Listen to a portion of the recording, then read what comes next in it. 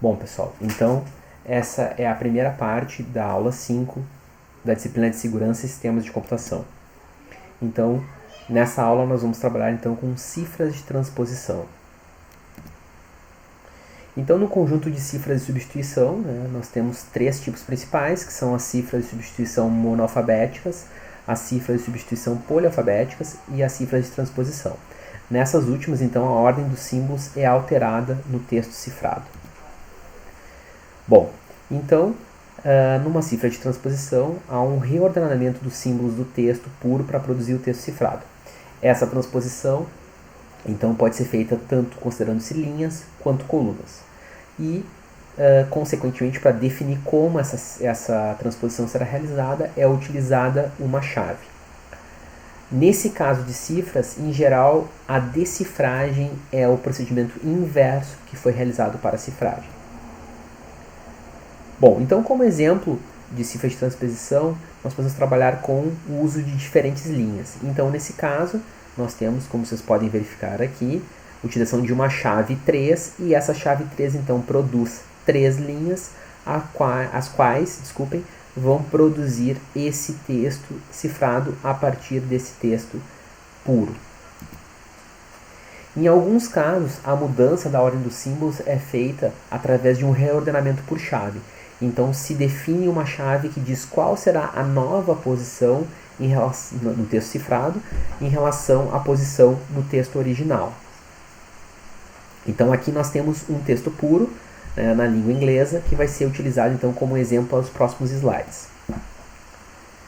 Então, a partir dessa reordenação que foi colocada, inicialmente então é feita uma subdivisão a partir de um conjunto de colunas, nesse caso, então observem que nós estamos trabalhando com o número 6, o conjunto de colunas, então primeiro uma divisão aqui em 6 colunas, um reordenamento considerando essa chave e depois a construção do texto cifrado a partir desse reordenamento.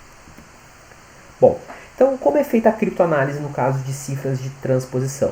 Primeiro, a determinação se houve uma substituição ou uma permutação por análise de frequência.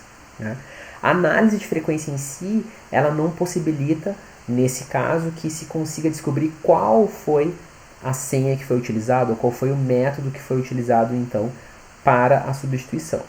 Então, numa criptoanálise desse tipo, a ideia principal é determinar primeiro qual é o período, ou seja, qual é o tamanho do bloco que está sendo utilizado, e testar as permutações. Esse ataque normalmente considera digramas, que são os n-gramas de tamanho 2, ou trigramas, que são os n-gramas de tamanho 3. O foco, em geral, é em permutações que têm uma distribuição uniforme de vogais. E, normalmente, esse ataque é mais fácil se uma das palavras for conhecida.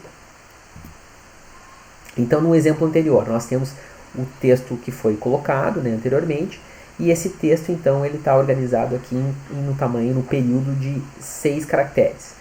Bom, então é sabido nesse ataque que existe a palavra se, do inglês aqui colocado no texto. Então, a partir de uma reordenação nas colunas dessa linha aqui, é possível então encontrar a palavra se, como vocês podem ver nesse caso. Então, aqui a palavra se foi encontrada, então se propõe um reordenamento nessas colunas e fica aí então a questão do reordenamento nas demais colunas. Observando então as linhas, é possível fazer um novo reordenamento considerando a palavra the, em inglês aqui como está colocado. Então essa palavra possibilita um novo reordenamento que mantém o se, mas tem agora esse novo termo que permitiu diminuir o número das colunas que continuam permutadas ou transpostas. Posteriormente, então, mais um reordenamento, através da palavra short, que tem aqui então nesta última linha, possibilita então finalizar a criptoanálise. Observe que aqui nós já temos o texto puro, apenas subdividido no período de 6 caracteres. Então, a partir dessa criptoanálise que foi realizada.